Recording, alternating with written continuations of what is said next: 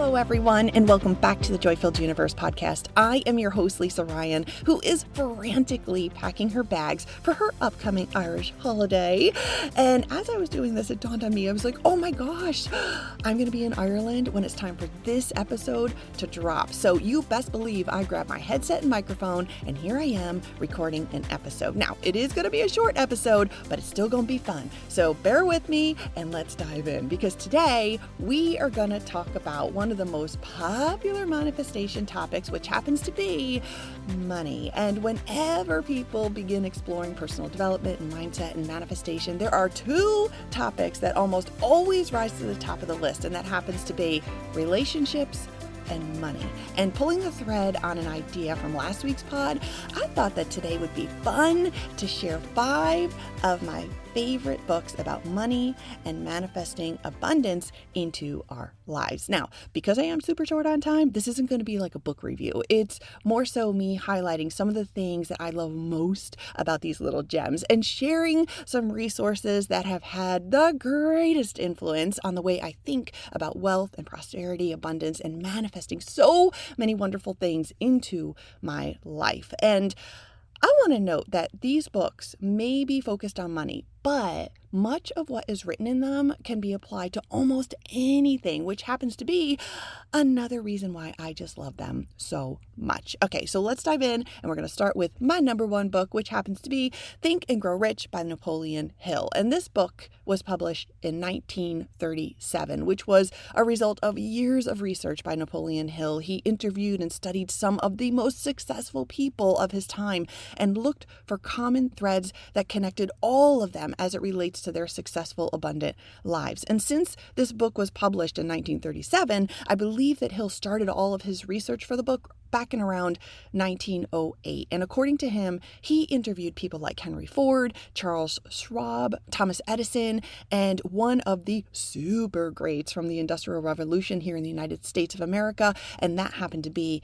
Andrew Carnegie, or some people call it Carnegie. I say Andrew Carnegie, so you get the flick. Anyway, I found this all to be super cool because I am a really big fan when it comes to lessons learned from successful people. I mean, what a vibe that is. So anyway, another reason that I love this book is because so many modern thought leaders today trace their teachings back to Napoleon Hill. So Bob Proctor is a great example. In fact, I learned about this book from Bob Proctor when I heard him talk about on an interview one time, and he said that he carried a copy of Think and Grow Rich around with him and read it all the time. And he also learned from this book a practice that he used quite often, and he said that he carried around a written money goal in his wallet and would commit to reading it repeatedly throughout his day. And he did this because it kept his attention focused on where he was going instead of where he currently was. And he stayed focused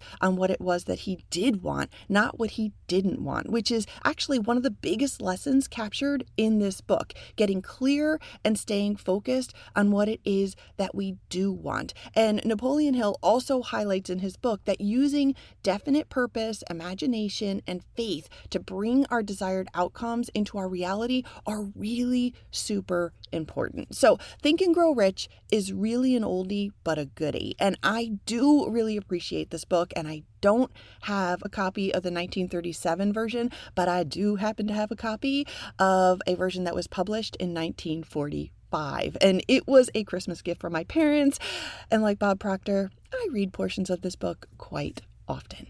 Okay, now moving right along, my number 2 book is The Science of Getting Rich by Wallace D. Wattles. And this book was written in 1910. And despite the fact that it is over 100 years old, many of the concepts feel remarkably current even today. Now, how did I find this book? Well, I learned about this one from the incredible Rhonda Byrne, who is infamously known for her book, The Secret. And Rhonda tells the story about a time when she was experiencing financial challenges and personal grief after losing her father. And her story went something like, just as soon as she hung up from her accountant, who had some not so good news about her finances, she received a call from her mom, who had shared that her father passed away. So Rhonda was clearly grief-stricken and in a state of mind that I never want to imagine. And then her daughter, out of the blue, handed her a copy of The Science of Getting Rich, which had a very profound impact on her and inspired her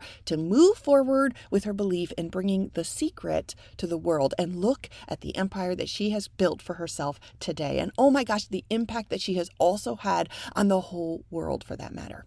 Okay, so I picked up this book several years ago and have read it a handful of times since because it is a super short and easy read. And if I have to succinctly say what I love about this book, it is the message that abundance is available to everyone and that gratitude is one of the fastest ways that we can align ourselves to it as well.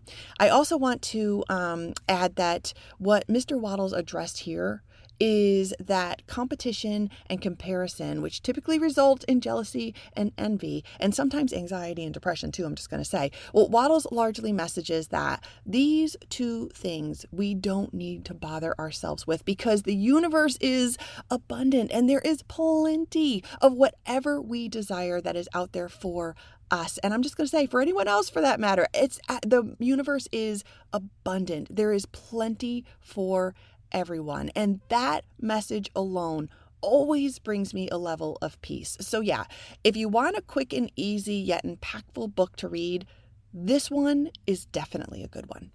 Okay, now, speaking of Rhonda Byrne, book number 3 is The Countdown to Riches, which is a fairly new book for me because it was only published like at the end of last year.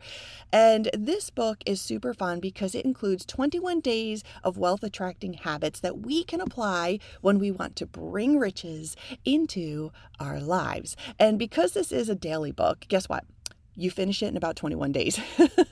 And I will say too that I haven't done the entire book 21 days solid, but I have successfully pulled some practices from the book and have had some pretty successful results. So in general, Rhonda Byrne in this book has a natural gift for taking concepts that can sometimes feel complicated, and she presents them in ways that is easy to understand and apply to. And the biggest lesson that I've taken from this book is expectation. So people spend their lives expecting things to go wrong. However, Rhonda encourages us to continuously expect good things. And when those good things flow into our lives, we are also expected to just overwhelm ourselves and let ourselves truly feel the joy and gratitude that comes with them. Because we all know what happens when we do this, right? When we live into those feels with overwhelming gratitude and joy. Yeah, when we do this, more great things come. And that is just the law of attraction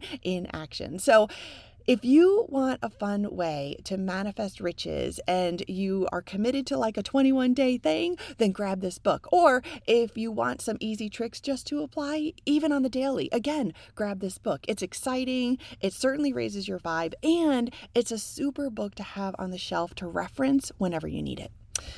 Okay, now book number 4, which is Get Rich Lucky B*TCH, if you know what I mean. This book is actually spelled out on the cover, but just in case young humans are listening, I'm just going to be a little bit safe. Okay, but this book is by Denise Duffield Thomas. So I love this book because Denise brings a refreshing blend of humor and practicality to the discussion about money. And one of her most popular teachings, which is certainly a takeaway for me, is the concept of your money thermostat, or as she calls it, your financial set points.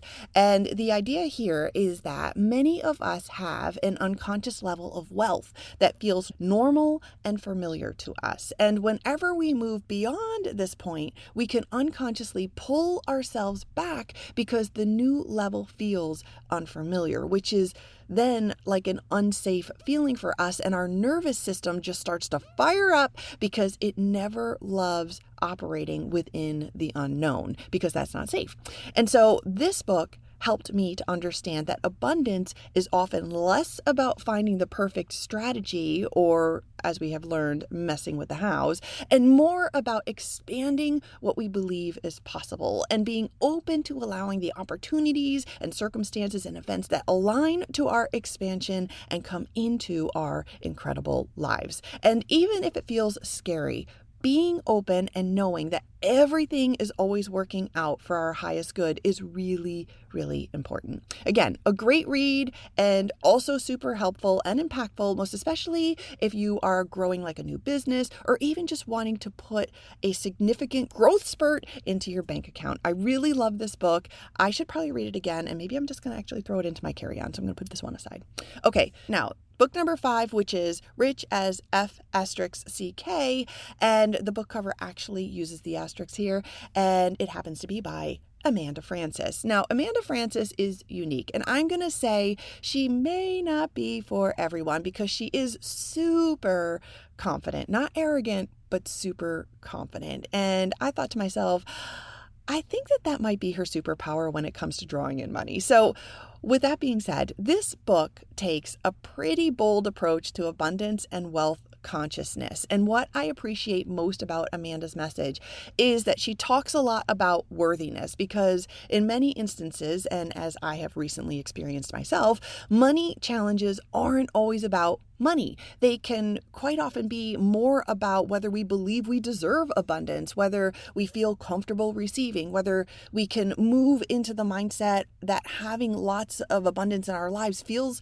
safe to us, and whether we trust ourselves enough so that we can allow success to flow into our lives. And if you've listened to some of the recent episodes that I've had, you know that worthiness and receiving have been themes that I've been exploring quite a bit lately. So if you feel as though you need a boost of confidence and some tools to get you there, that you can be open to successfully manifesting a lot of wealth and abundance into your life, this is a good book. And it's also a book that isn't going to be like soft and gentle. It's a book that is very direct and matter of fact, which actually resonates for me, and I really appreciate this one. So nice work, Amanda. All right, so yeah, there we have it. My top 5 money manifesting books that can certainly be applied to wealth, along with lots of other areas of our lives where we want to manifest abundance. And they are Think and Grow Rich by Napoleon Hill, The Science of Getting Rich by Wallace D. Wattles, Countdown to Riches by Rhonda Byrne, Get Rich Lucky B *TCH by Denise Duffield Thomas, and Rich as F***CK by Amanda Frances. And what I love about this collection, as I'm looking at all of them in front of me, is that they are all very different from one another. Different authors, yes, and also different personalities and styles, eras even, yet they all seem to arrive at similar conclusions, which are taking the time to really get clear about what it is that we want, believing that abundance is possible for us and that our desires are also meant for us, and practicing gratitude. Every one of these books underscores how truly essential this factor is in the success equation, along with expecting good things, right? Or should I say, knowing that good things are always happening for us and coming to us, expanding beyond what feels normal and familiar for us. And lastly, allowing ourselves to receive because we know that we are worthy of whatever it is that we are looking to manifest into our lives. And I will say that all of these lessons have shown up again and again throughout my life, which is one of the reasons why these books continue to hold a very special place on my magical bookshelf. So if you are looking for your next great read on money, abundance, or prosperity, I highly recommend any one of these books as being a terrific place to start. And that is going to be a wrap for this week. And if you are listening to this episode, I am likely in Ireland, and by now, maybe even packing up a few things to close out this incredible journey. But it will always live in my heart. And I know it's already going to be amazing. So I think I'm also going to be posting this on Instagram. And if you want to come check it out, I am at Joy-Filled Universe. And so, yeah, I hope that you found today's episode to be helpful and fun. And if you did, as I always love to say, please do me a solid and rate, follow, leave a review, and share it with a friend. All of this it always helps me out. It gets the pod recognized and it really boosts us in the algorithm. So thank you for all your support. It only just takes a few seconds. So thank you. I appreciate you. And on that note, I am definitely your host, Lisa Ryan, who's living her best life in Ireland. And this is the Joy-Filled Universe podcast, where we explore all the tools and tricks that are going to make your universe even more joyful than it already is. And I will see you next week. Bye.